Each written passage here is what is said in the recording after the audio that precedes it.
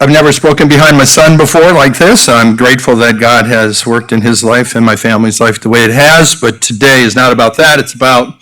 This is a compare and contrast. His message, funny enough, had to do with the power of the physical and some of the repercussions of that. And sometimes when we're working on something and my wife is trying to muscle something, she'll say, can you do this? Can you open this? Can you whatever? And reluctantly ask me to do it. And then she says, when I come back on my next life, I'm going to be Serena Williams. But her comment has to do with power. And we all like a certain amount of power. It could be amazing. I mean, frightening, interesting, alarming, desirous. It can be all of those things power can be. I mean, you can take it from like the atomic bomb to a hurricane to a cyclone to a rocket engine, a weightlifter. Many, many ways we can discuss power. But today we're going to talk about how it is that we get spiritual power. And let me visit a few examples and then I'll give you the SBS. Come with me, please, to Nehemiah. Chapter 1. Nehemiah chapter 1. We find in Nehemiah, as well as a number of places, probably it's best to go to Mark first. I'm sorry, I'm going to direct you there first. Mark 9 is where we'll begin. We'll begin in the New Testament side of things. Mark 9.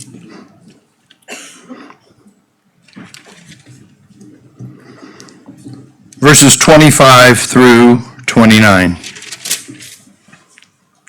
It's a very interesting story takes place here. We'll begin in verse 25. Mark 9, verse 25. When Jesus saw that the people came running together, he rebuked the foul spirit, saying to him, "You dumb and deaf spirit, I charge you, I command you, come out of him and enter no more into him." The spirit cried, rent him sore, came out of him, and he was one as dead, insomuch as many said, "He's dead." Verse 27, but Jesus took him by the hand, lifted him up, and he arose. And when he was come into the house, his disciples asked him privately, as if they're saying, "Boss, master, why could we not cast him out? You clearly did, but why couldn't we do that?" Verse 29, he said to them, This kind can come forth by nothing else but by prayer and fasting. And if you recall, last week we had a message by Mr. Wendt regarding intercessory prayer and the importance of prayer, the command that we should pray for other individuals. And there are many kinds of prayer. There's supplications, which is pleading for someone, is another kind of prayer. But this is something as a dimension that's different with prayer. Some people think when you fast, you will go strictly without food and water. Usually on atonement we say no food, no water, and it's one day. There are examples where you have food and water for 3 days. There are examples where no food, just water for 7 days, 21 days, 30 days, 40 days. All kinds of fasts. But what is the purpose of a fast? Is it to just make you hungry? Or is it to have you abandon your physical needs and to focus on something else? To just abandon your focused physical needs is not good enough. You need to, at the same time, switch your mind to getting to know God better, to concentrate on studying his word, praying, and asking him to show you who he is, to seek his face. A lot of times, people will fast to get what they want. And you find no real examples of that in the Bible unless it's negative. You probably know of Daniel. Let's go on over there. Let's go to Daniel chapter 9. And there's a story there about him that tells us that he fasted against meat and desirous foods. He didn't fast for anything else. He still ate vegetables, but it was a type of a fast. And in Daniel chapter 9, we'll read that in verse 3. I'm trying so hard not to lick my fingers. It's killing me. Chapter 9, verse 3. Daniel says here, and I set my face to the Lord God to seek by prayer and supplications being pleading for something, with fasting and sackcloth and ashes. Wasn't enough just prayer and pleading God to ask him for something, but he did it also with fasting. Now, I'm sure we all pray probably at least several times a day, all through weeks, all through months. But we most likely don't fast to the degree that we should. And I'm not here to tell you that you should. I'm here to tell you that you might be neglecting one of the strongest possible, powerful elements in your life. Because fasting tells God you are seeking his face, his way, his power to know of him. Of course, we all know the story of Esther in chapter 4. I won't turn there. Esther chapter 4, where she knows what's happening to her people. And she says, all of us need to fast. Not only are we going to fast, we're going to fast 3 days. And she's specific. No food, no water. Now, do you think it was an accident that things happened in the book of Esther like they did? Or do you think God responded to that fast?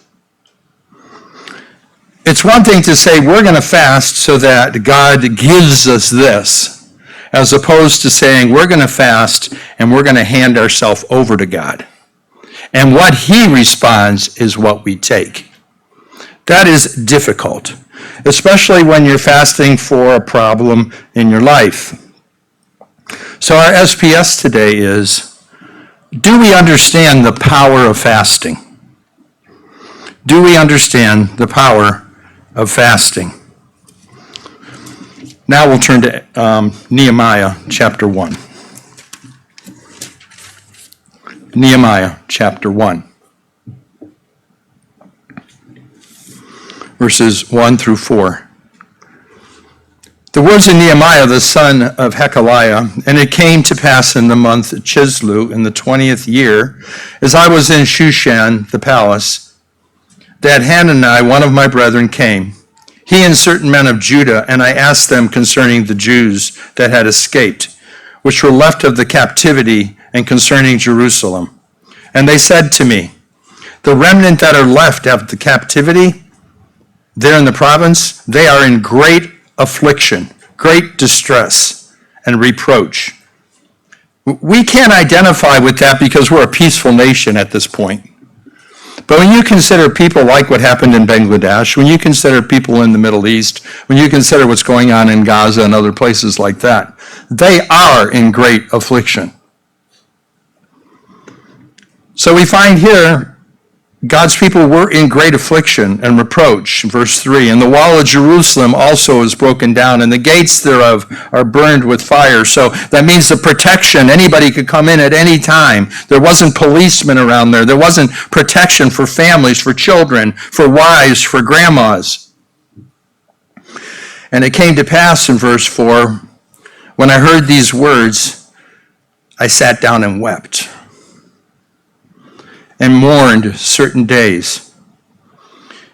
And he fasted and he prayed before the God of heaven. Do we approach our life like that? Where we see a problem and it takes us so harshly by the heart, and then we say, God, I need to be with you. Or do we just wait to the Day of Atonement, where we eke it out for 24 hours and go get something to eat? So there's 3 points that I'd like to cover today. The first one is fasting without results. Fasting without results.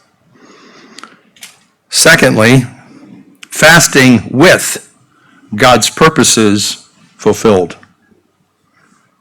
And lastly, fasting successfully means a stronger relationship with God.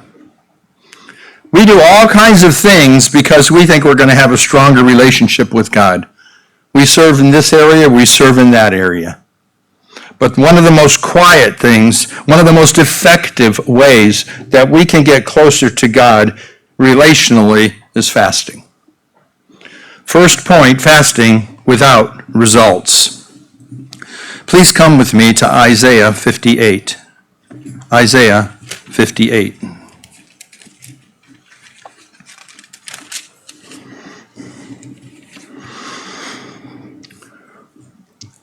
We're going to read verses 1 through 5 in Isaiah 58, and I'm going to read it from the contemporary English version, so it might sound a tad different than what you have unless you have the CEV. It says, beginning in verse 1, "Shout the message, don't hold back. Say to my people Israel, you have sinned. You've turned against the Lord. Day after day you worship him, and you seem eager to learn its teachings. You act like a nation that wants to do what's right by obeying his laws. You ask him about justice, and you say you enjoy worshiping the Lord. You wonder why the Lord pays no attention when you go without eating and act humble. But on those same days that you give up eating, you think only of yourselves and abuse your workers. You even get angry and ready to fight. It is no wonder why God won't listen to your prayers." Now, this is not on the Day of Atonement, obviously, because these people have working going on and they're abusing their workers during that period of time. So it's an example, actually, of where they're fasting while they're working. You find in verse 5 it says, "Do you think the Lord wants you to give up eating and to act as humble as a bent-over bush, or to dress in sackcloth and sit in ashes? Is this really what he wants on a day of worship? Is this the kind of fast that he wants?" So point 2. Now, fasting with God's purposes fulfilled. Let's spend more time here, and we'll pick up where we left off, 58 of Isaiah, chapter 58, verse 6. This is in the King James Version, where God says here, it's purely his words, "Is not this the fast that I have chosen? To loose the bands of wickedness, to do the heavy burdens, and to let the oppressed go free, and that you break every yoke? Is it not to deal your bread to the hungry, and that you bring the poor that are cast out to your house? When you see the naked, that you cover him, that you hide not yourself from your own flesh?" All of these examples are selfless. All of these examples have to do with things, actions that we ourselves should do. The first point, he covers 6 of them here. The first point is fasting or loosening the bands of wickedness. Let me explain it this way. Everybody knows where the garden hose is. When you turn that garden hose on, that water comes out at a certain rate. Even if you turn it on all the way. But then, when you go to a fire hydrant and you hook up a hose and you turn on that octagonal dial on the top, and that water comes out, it comes out big time, where you can't even hold the hose. This is what happens when you fast. God starts to communicate with you in a very hyped up way, in a way where he can get through to you, in a way where now your relationship is going very fast. He's knocking on the door of your heart, and he's trying his best to show you what it means to loosen the bands of wickedness, what it means to do these things, it says here in these 2 scriptures. Fasting loosens the bands of wickedness. Bands being defined as restrictive measures that keep us from doing something. Ecclesiastes 3. Let's go there, please. Ecclesiastes 3. verse 16.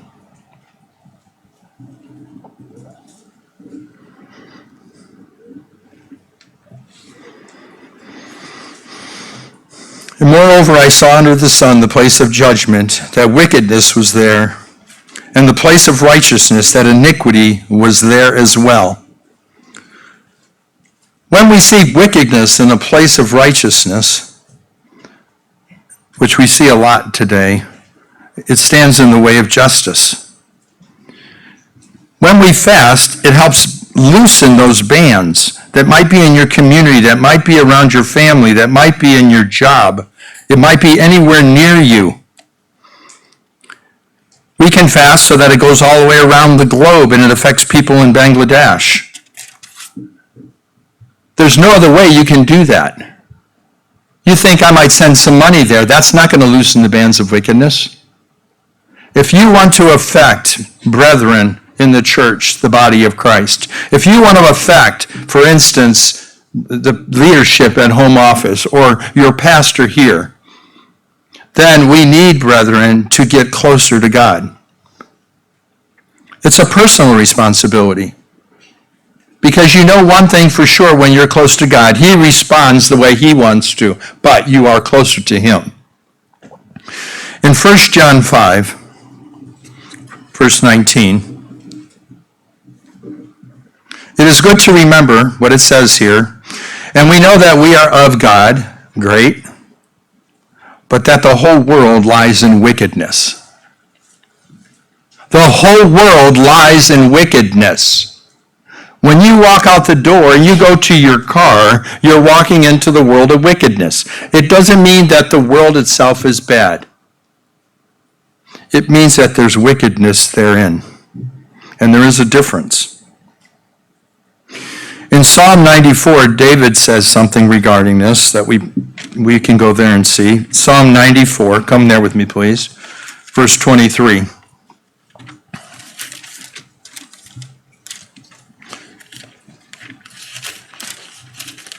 Psalm 94, verse 23. In verse 23 it says, "And he shall bring upon them their own iniquity, and shall cut them off in their own wickedness. Yes, the Lord our God shall cut them off." When we fast, he knows how to loosen these bands of wickedness, not only from us, our own bands of wickedness, but from those around us. He knows how to protect you when you get close to him, when you get under his wing. In Mark 7, let's go there, Mark 7, verses 20 through 23. Mark 7, verse 20. "And he said, that which comes out of the man, that defiles the man. For from inside, out of the heart of men, proceeds evil thoughts, adulteries, fornications, murders, thefts, covetousness, wickedness, deceit, lasciviousness, an evil eye, blasphemy, pride, foolishness. All these things come from inside and defile the man," he says here. All of these things are things we want to avoid. All of these are what we would call bands of wickedness. The only way that we can escape this effectively, because God takes no pleasure in wickedness, is for us to fast and grow close to him. You want to supercharge your prayers? Fast. You want to get responses that you know God's on your side, whatever that means? Fast. Make a schedule. Think about it. Another point. Fasting not only loosens the bands of wickedness, it also breaks them.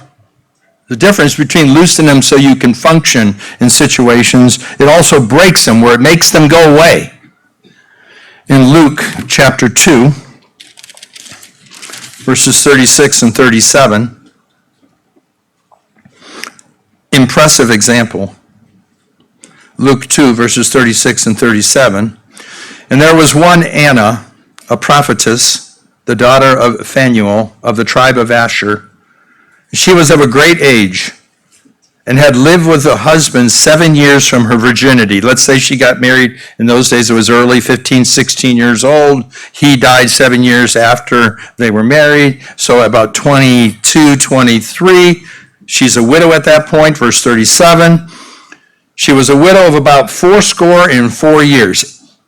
Are you getting that? 84 years afterwards. So she's in her hundreds here. So while she was widowed for 84 years, she departed not from the temple, but served God with fasting and prayers night and day. Impressive example. She spent her life saying, I want to be in the face of God all the time.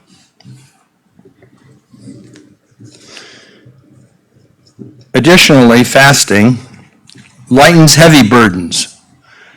And heavy burdens come in all kinds of ways. They come financially, anxiety, discouragement, neighborhood problems, family problems, work problems. It comes in all kinds of ways. And they can come out of nowhere as well.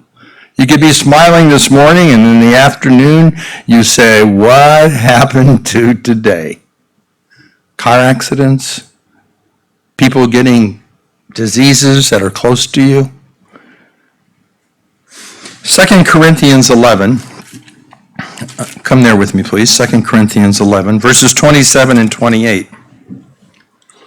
No stranger to Paul, these heavy burdens. Verse 27, in weariness and painfulness, in watchings often, in hunger and thirst, in fastings often, in cold and nakedness. You see his example in fasting often. Then verse 28, besides those things that are outside, that which comes upon me daily, the care of all the churches. His responsibilities weighed on him. It kept him from sleeping. It made him think he's not doing enough. He needed God's help. And he fasted to get it. Proverbs 12. Come there with me, please. Proverbs 12. Verse 25.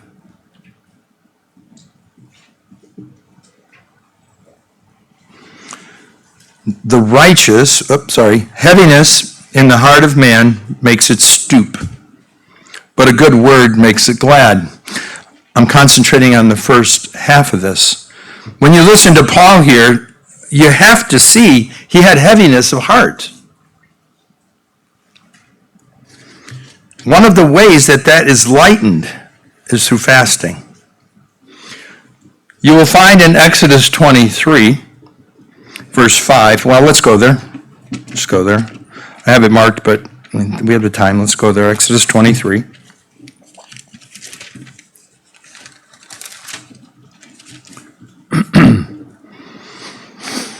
Verse 5. Exodus 23, verse 5. Not 22. If you see the donkey of a man that hates you lying under the burden and will forbear to help him, you shall surely help with him. The point here is it's our responsibility to help others that have problems. You might say, well, I don't have a lot of heavy burdens. God has blessed me in these areas. Well, then, perhaps we should look around and see where others don't have what we have. Because Isaiah 58 says that. It tells you the kind of fast that God chooses. He says it in that way, as if he's saying, this is the kind of heart I want you to have. This is the kind of person I want you to be, because I am like this. And then we have in Jesus' day, Jesus telling us this in Matthew 11, which is very comforting to know. Matthew 11, verses 28 through 30. Matthew 11, verses 28 through 30. Jesus tells us, come to me. And one of the ways we do that, brethren, is by fasting. All you that labor and are heavy laden, I will give you rest. Take my yoke upon you and learn of me, for I am meek and lowly in heart, and you shall find rest in your soul, to your souls. For my yoke is easy, and my burden is light. So the fast that God chooses is to lighten heavy burdens, and the method of doing it is to get close to Him. And the way we supercharge that relationship is by fasting. It, in fact, is a type of worship. Fasting also frees oppression. It frees the oppressed. It'll free oppressiveness. That too comes in all kinds of ways. Your age, your health, the fear of death, other people that are over you, other people that work with you that have controlling mentalities, finances, your spiritual well-being. These are all forms of oppression. Proverbs 14, we'll go back there. Proverbs 14.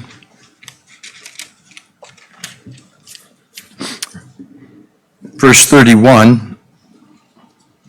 We are told in verse 31 that he that oppresses the poor reproaches his maker. That marries up with Isaiah 58. In Isaiah 58, it tells you to serve the poor, not oppress them. But he that honors him has mercy on the poor. That heart is gained by fasting.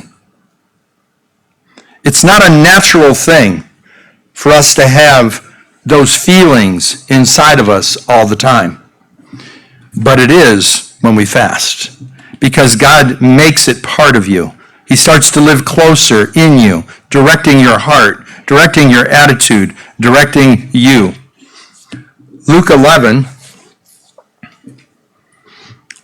verse 46, Jesus Christ says this, as Luke records it, verse 46, and he said, woe to you, you lawyers, for you laid men with burdens grievous to be borne, and you yourselves don't touch not the burdens with one of your fingers.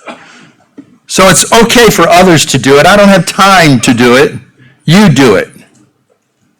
To look upon others like they should do the work, like you're too good to do the work, like you don't have time to do the work. But yet we are told that we should go to Christ to get rest. In Zechariah 7, let's go there, for you will find examples of this all over the Bible. I'm just assembling the scriptures and pointing it out so that we can be reminded the importance of fasting and what it does. Zechariah 7, verse 10. And oppress not the widow, nor the fatherless, the stranger, nor the poor. And let none of you imagine evil against his brother in your heart. These are all forms of oppression when we do that. And he gives the categories of people that don't have the type of protection that they should have. We might gain information and something in our life because we become educated in this particular area. And when we go talk to someone, it often will come out, I know this, you don't.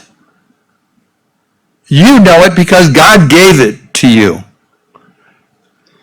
And those that have lived to be old enough and watch their abilities dwindle as they get older, know this.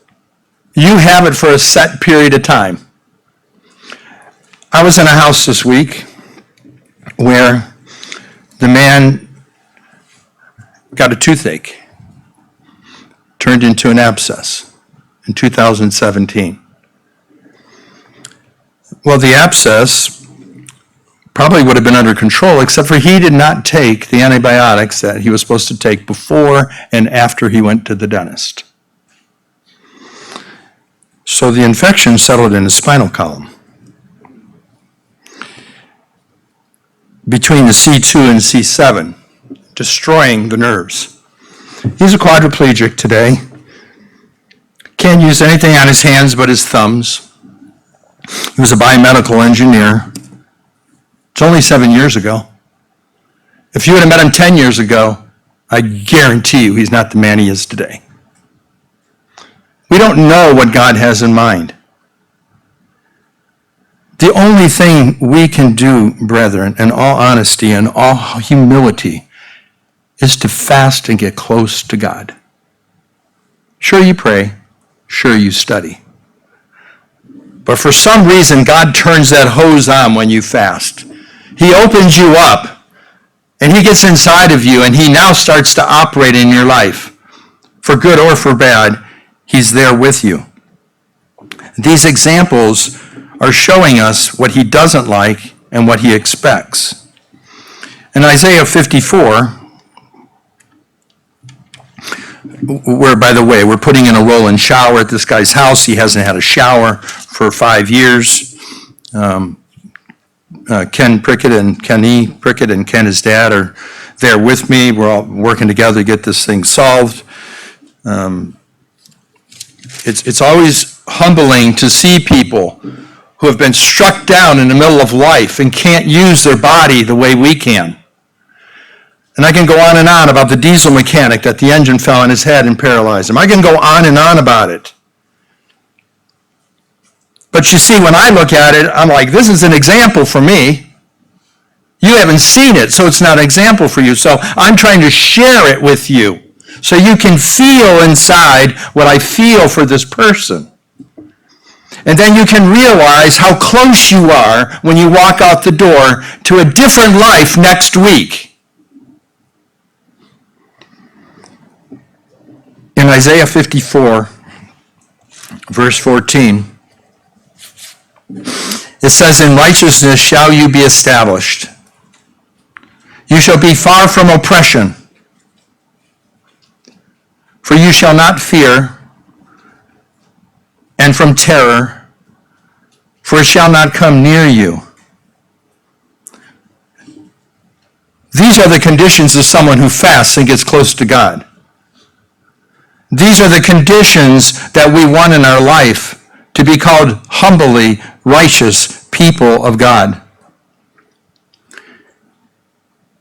Next door to where we live, when we moved there 30 years ago, there was an old beat-up fence with donkeys in there, a couple horses, and an old house. This morning, as I sat on the pool deck with my wife having coffee, talking about these kinds of things, I looked out there, and now there's a 2-story brand new house that's worth several $100,000, all new fencing, beautiful horses, and we're sitting there, and I think to myself, as I told her, 30 years ago, it looked like that. Now it looks like that.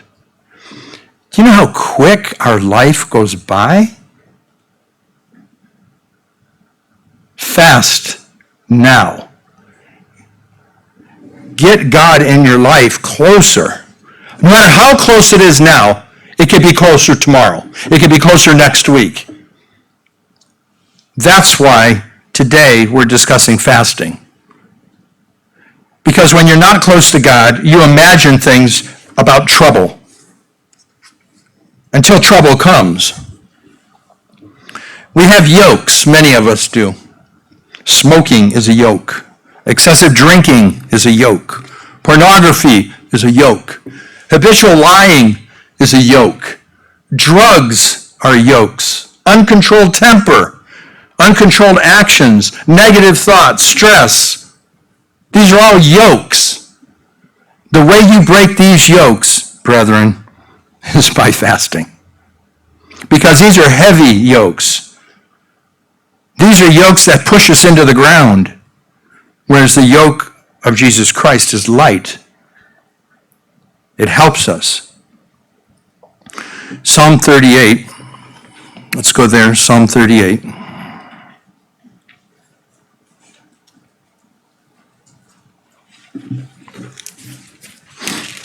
Verses 4 through 10.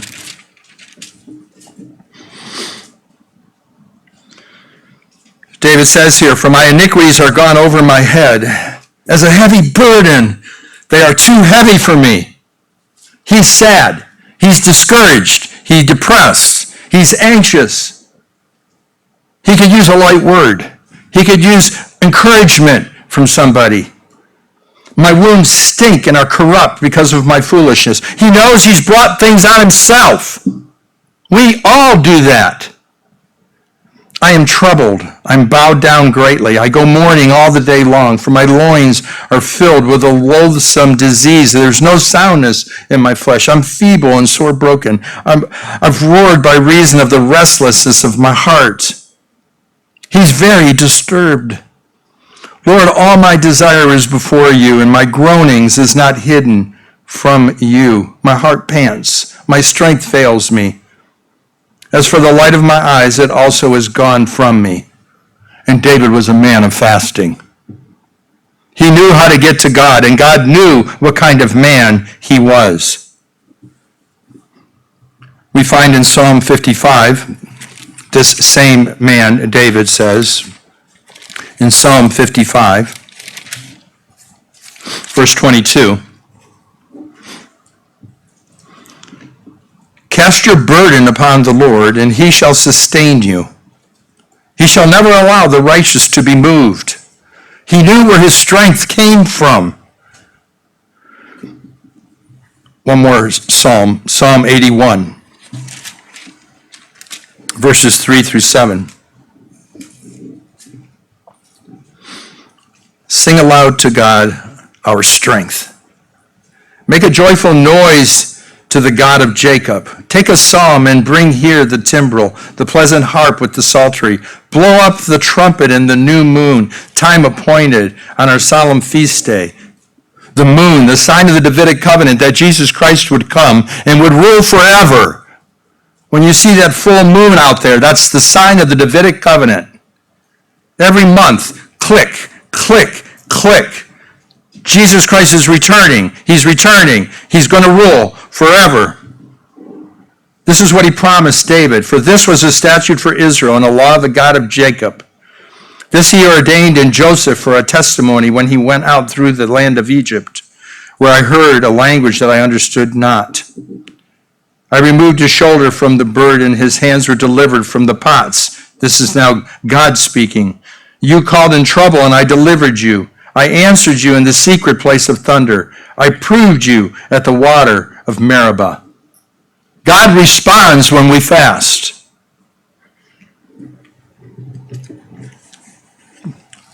Next, fasting gives us a heart to help the hungry, the poor, and the naked. It helps us see where they are. It helps us seek it out rather than seek out our own needs. We can get our daily needs sometimes jaded because we do the same thing over and over every day, but we need to break out of that. We need to do things that affect people around us. We need to look at our day and say to ourselves, how productive was I in the eyes of God? Nobody else could tell you that but yourself. Matthew 25. Please come there with me. Matthew 25, verse 35.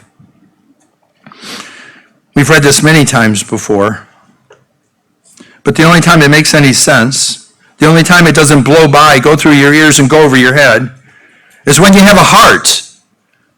And you gain that heart by fasting, brethren.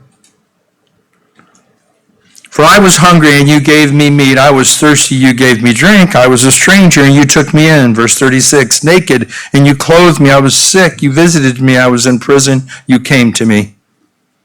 Then shall the righteous answer him, saying, "Lord,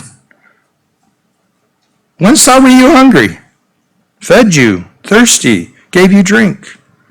When saw we you a stranger, verse 38, took you in, or naked and clothed? What are you talking about? Or when saw you sick or in prison and came to you?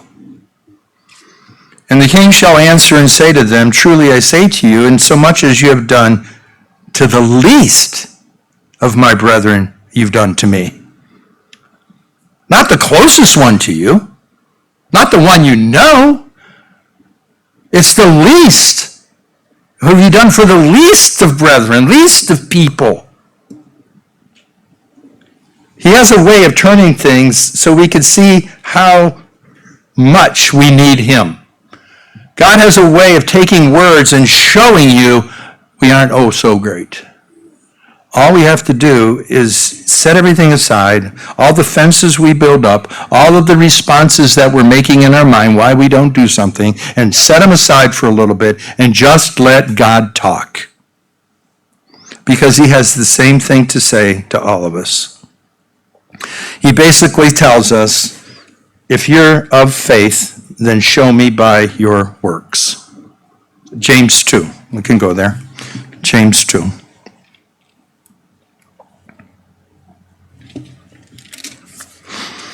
Verse 14. What does it profit, my brethren, though a man say he has faith and have not works? Can faith save him? If a brother or sister be naked, destitute, daily food, and one of you say to them, depart in peace, be warmed and filled, notwithstanding you give them not those things which are needful to the body, what does it profit? Even so faith, this great faith that Abraham stood for as the father of faithful, and he knew, if it has not works, it's dead. It's dead. Says here, yea, a man shall say, you have faith and I have works. Show me your faith without your works, and I will show you my faith by my works. You don't even have to tell me that you're a believer because you're showing me. Fasting puts us in this disposition. There's a lot of financial needs now and probably will continue because as inflation soars, as the government continues to do what it wants to do, print money, give it away, cheat, steal, lie, and murder, you will find that our lives will become increasingly difficult. Don't be surprised. We've been told that it would be this way before the return of Christ. But in Proverbs 19, verse 17, it doesn't say what's the condition of your environment of where you live. It just says this. He that has pity upon the poor lends to the Lord, and that which he has given will he pay him again. There's no condition of the environment, whether you're in Afghanistan or you're in Gaza or you're in the United States. It applies all those places.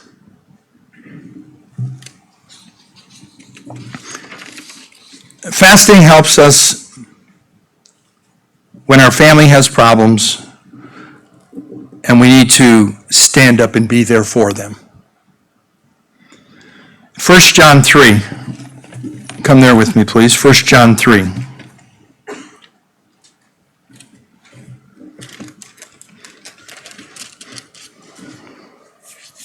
Verses 17 and 18. God, of course, made the family structure, and he certainly understands the dynamics of all kinds. We can't excuse ourselves from a brother or a sister that we don't talk to. They may not respond, but we cannot excuse ourselves. He knows our needs. He knows what arises. He knows mental problems. He knows all of these things. Nothing is too small for God. In 1 John 3:17, he tells us, but whoso has the world's goods and sees his brother have need and shuts up his bowels of compassion from him, how does the love of God dwell in that person? My little children, let us not love in the word, neither in tongue, but in deed and in truth. Likewise, a scripture that marries this sentiment quite well is in 1 Timothy 5. We'll go there as well for this point. 1 Timothy 5, verse 8. Verse 8 of 1 Timothy 5, but if any provide not for his own, and especially for those of his own house, he has denied the faith, and is worse than an unbeliever. Oh, they don't know the truth. And there you are with your family members having needs that you are ignoring. Well, God says, those guys, the unbelievers there, are better off than you are. I don't ever want to be in that group. And I don't think any of you do either. And the last point we'll cover is fasting successfully means a stronger relationship with God. We've covered two other points, what fasting isn't and what fasting is, but it also means a stronger relationship with God. We're told in Isaiah 58, let's go back there again, please. In Isaiah 58, certainly a big fasting chapter, verses 8 through 11, what happens when we fast properly? What the response is, how God is going to see that, what he will do for us if we do that. Verse 8, then shall your light break forth as the morning, and your health shall spring forth speedily, and your righteousness shall go before you. The glory of the Lord shall be your rearward, your rear guard. Then shall you call, and the Lord shall answer. You shall cry, and he shall say, here I am. If you take away from the midst of you the yoke, the putting forth of the finger of speaking vanity, and if you draw out your soul to the hungry and satisfy the afflicted soul, then and only then shall your light rise in obscurity, and your darkness be as the noonday. That depression, that anxiety, the problems that you have, whatever it is that weights you down, that makes you heavy, then that shall be light. And the Lord shall guide you continually and satisfy your soul in drought, as none other can, and make fat your bones, give strength to your bones, and you shall be like a watered garden, and like a spring of water, whose waters fail not. Fasting does this. It puts you in this disposition. It is clear in Joel chapter 2. If you want to turn there, we'll read it real fast. Joel 2, verse 12. We're told this. Joel 2, verse 12. Therefore, also now, says the Lord, turn you even to me with all your heart, and with fasting, and weeping, and with mourning. And rend your heart, and not your garments, and turn to the Lord your God. Clearly, he wants us to fast. There are many scriptures and examples of it. Back in Isaiah, chapter 66, Isaiah 66, verse 2. Isaiah 66, verse 2.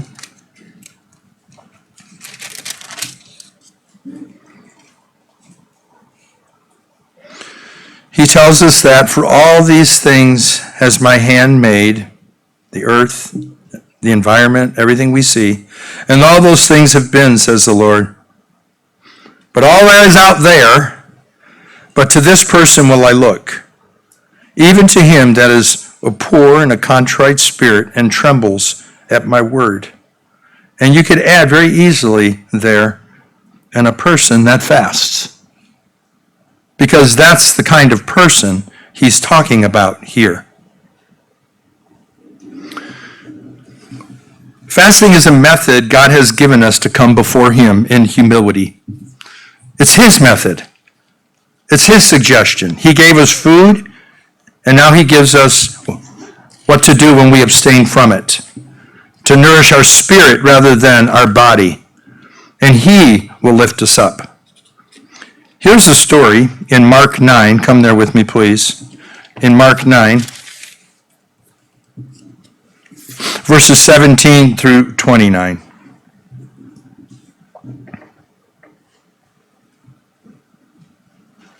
We read one earlier, just like this. Mark 9, verses 17 to 29.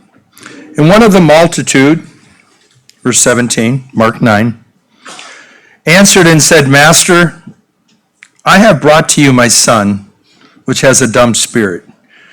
Now I'm just reading this for you, but I would like for you to put yourself in this place.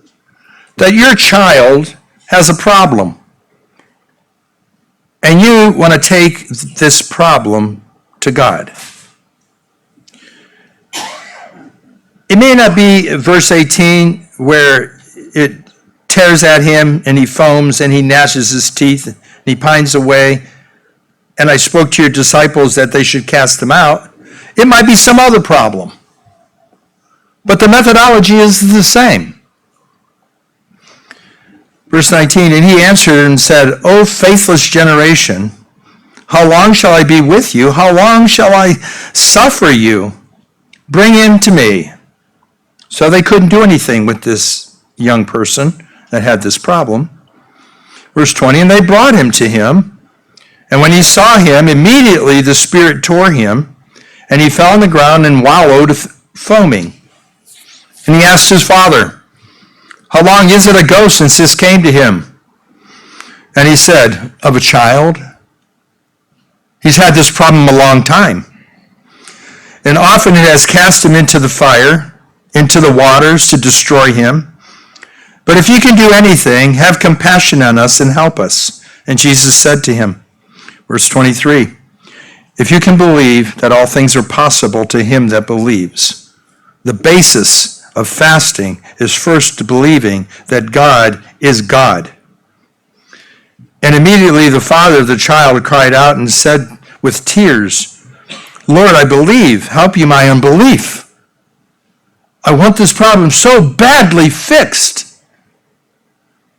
Verse 25, so when Jesus saw that the people came running together, he rebuked the foul spirit, saying to him, you dumb and deaf spirit, I charge you, come out of him, enter him no more. The spirit cried, as we said earlier, and ran him in two, came out as one dead. Jesus took him by the hand, lifted him up. Verse 29, and he said to him, this kind can come forth by nothing else but by prayer and fasting. The superpower of prayer is fasting. When you have something bothering you, when you have a problem, you want to supercharge God's relationship with you and involvement, you need to fast. I didn't make that up. I don't even like to fast. But I'm learning about it. I am learning that you don't have to just abstain from food and water one day. You can take 3 days and say, I'm going to abstain from food. But you know what? I'm going to take 3 days and I'm going to study because I need the energy. I work a little bit in the morning and I got to go do something, so I need some energy, but I'm going to fast. So I'm going to go and I'm going to study and I'm going to pray and I'm going to focus on something that needs your attention, God, and I want your attention. It doesn't mean he's going to give you what you want, but there is power in fasting. When your belief is strong, he will answer. He will do what is best. You know, this isn't in my notes, but when my mom was dying, she had cancer. She had brain cancer. This was 35 years ago now, but it was just the other day, it turned 35 years. And she was diagnosed the last week of December that year, and then she died January 26th, a month later. Very aggressive cancer, but we couldn't take care of her anymore, and we didn't know where we were going to put her. We were feeding her with a straw at the time, and so my brother, sister, and I, we decided we would fast. we had a lot of issues going on. I mean, she was in Ohio, I was living out in Pasadena, and anyway, there was a lot of issues going on. The biggest issue is we didn't know what to do with her. We didn't have a lot of money. My family was poor. My dad had died many years ago, so it was just my mom. So we decided, the three of us, to fast. And she didn't have a will. She had a little bit of equity in her house, and she had bills. So we fasted that day, and the very next day, a knock on the door. Now, right away, statistically, think about that. And it's an attorney. It's snowing outside. He has one of those long coats on, and he says that. And he says, "Is Betty Orosz here?" And I said, "Well, no. Well, she's here, but she can't come to the door." He said, "Well, can I come in?" I said, "Who are you?" He says, "Well, I'm an attorney. I work for so-and-so. I have a check for her." So he comes. He gives her the check. It's a $10,000 check. In those days, that was a fair amount of money. But it paid the bills that she had remaining. But then he also had a will in his briefcase. And he filled out the will. And then we have a time period that has to transpire. For she had brain cancer. So she had to be of sound mind. So she was of sound mind for the period of time. I think it's 72 hours, if I remember right. She was of sound mind. The following week, she started to hallucinate.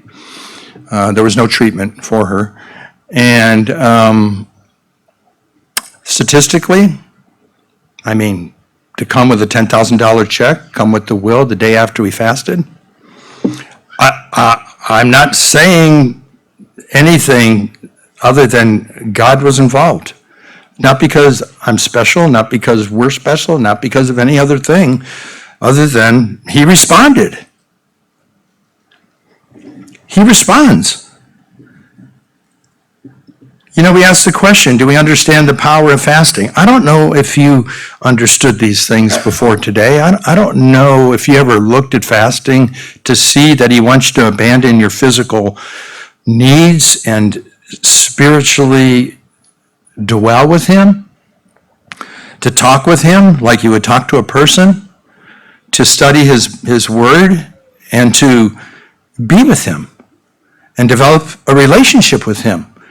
And to ask him from Isaiah 58 to loosen the bands of wickedness that are either in your life or around you, to give you relief from heavy burdens if it's a sickness or someone else around you, or you're oppressed because of some reason, financial or whatever it might be.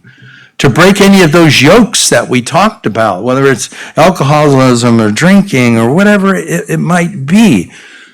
To give you a heart, to help the needy and the poor, to don't see a person's color, but to see a person as an individual that God made. To ask him to give you an approach that is like his. If you do that, you seek him like that, and you seek it through fasting, he will not ignore you. And you will be a better person, and we will be a better church. Have a good Sabbath.